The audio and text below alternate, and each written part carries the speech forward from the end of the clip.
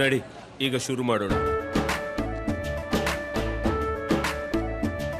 ಕೇಸರಿಯಿಂದ ಮನೋಲ್ಲಾಸ ಮನಸ್ಸು ಮತ್ತೇರಿ ಕುಣಿದಾಡಿದೆ ನೋಡು, ಮನಸ್ಸು ಮತ್ತೇರಿ ಕುಣಿದಾಡಿದೆ ನೋಡು.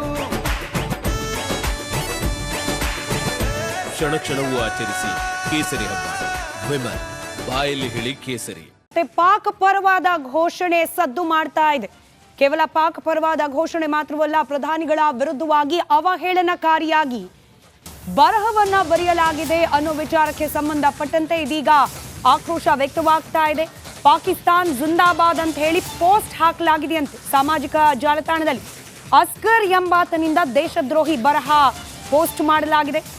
ಅಸ್ಗರ್ ಪೋಸ್ಟ್ಗೆ ಹಿಂದೂ ಸಂಘಟನೆಗಳು ಕಿಡಿಕಾರಿವೆ. ಕುಪ್ಪ ಪೊಲೀಸರಿಂದ ಸುಮೋಟೋ ಕೇಸ್ ದಾಖಲು ಮಾಡಿಸಿಕೊಳ್ಳಲಾಗಿದೆ. ಅಫ್ಜರ್ ಅಲಿಯಾಸ್ ಅಸ್ಗರ್, ಇದೀಗ ಆತನ ಶೋಧ ಕಾರ್ಯವನ್ನು ನಡೆಸ್ತಾ ಇದ್ದಾರೆ ಪೊಲೀಸ್.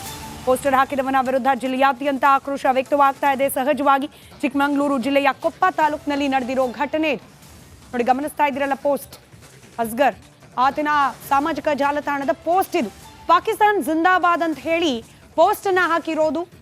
ಜೊತೆಗೆ ನರೇಂದ್ರ ಮೋದಿ ಅವರ ವಿರುದ್ಧವಾಗಿಯೂ ಕೂಡ ಅವಹೇಳನಕಾರಿಯಾಗಿ ಬರಹವನ್ನ ತನ್ನ ಸಾಮಾಜಿಕ ಜಾಲತಾಣದಲ್ಲಿ ಪ್ರಕಟಿಸಿದ್ದಾನೆ ಅಂತ ಹೇಳಿ ಪೊಲೀಸರು ಇದೀಗ ಸುಮೋಟೋ ಪ್ರಕರಣವನ್ನ ದಾಖಲು ಮಾಡಿಕೊಂಡಿದ್ದಾರೆ.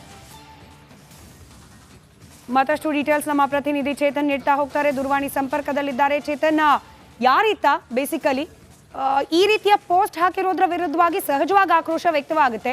ಅದು ಕೇವಲ ಆಕ್ರೋಶ ಅಲ್ಲ, ಕ್ರಮ ಆಗಬೇಕು. ಪೊಲೀಸರು ಏನ್ ಮಾಡ್ತಿದ್ದಾರೆ ಈ ನಿಟ್ಟಿನಲ್ಲಿ?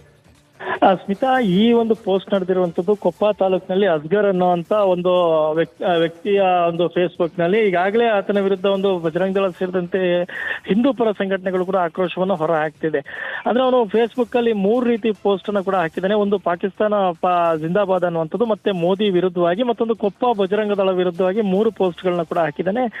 ಈ ಹಿನ್ನೆಲೆಯಲ್ಲಿ ಈಗಾಗಲೇ ಹಿಂದೂ ಪರ ಸಂಘಟನೆಗಳು ಕೊಪ್ಪ ಠಾಣೆಗೆ ಒಂದು ದೂರನ್ನ ಕೂಡ ನೀಡಿದ್ದಾರೆ. ಈ ದೂರಿನ ಅನ್ವಯ ಈಗ ಒಂದು ಕ್ರಮಕ್ಕೆ ಕೂಡ ಮುಂದಾಗಿದ್ದಾರೆ. ಮತ್ತೆ ಒಂದು ಸುಮೋಟೋ ಕೇಸನ್ನ ಈಗ ಕೊಪ್ಪ ಪೊಲೀಸರು ಕೂಡ ದಾಖಲೆ ಮಾಡ್ಕೊಂಡಿರುವಂತದ್ದು.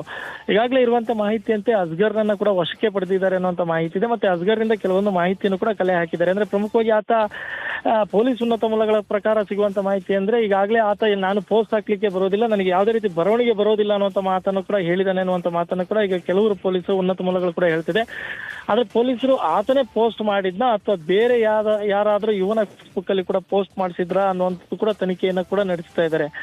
ಈ ಕೊಪ್ಪ ಭಾಗದಲ್ಲಿ ಈ ಹಿಂದೆ ಕೂಡ ಕೊಪ್ಪ ಮೂಲದ ಯುವತಿ ಬೆಂಗಳೂರಿನಲ್ಲಿ ಕೂಡ ಏನು ದೇಶದ್ರೋಹಿ ಹೇಳಿಕೆಯನ್ನ ಕೊಟ್ಟು ಸಾಕಷ್ಟು ಚರ್ಚೆ ಕೂಡ ಆಯ್ತು. ಅದಾದ ನಂತರ ಇದು 2ನೇ ಪ್ರಕರಣ. ಈ ಮಲೆನಾಡು ಭಾಗದಲ್ಲಿ ಪಾಕ್ ಪರ ಕೇಳಿ ಬರ್ತಕ್ಕಂಥ 2ನೇ ಪ್ರಕರಣ ಕೂಡ ಇದಾಗಿದೆ ಸ್ಮಿತಾ.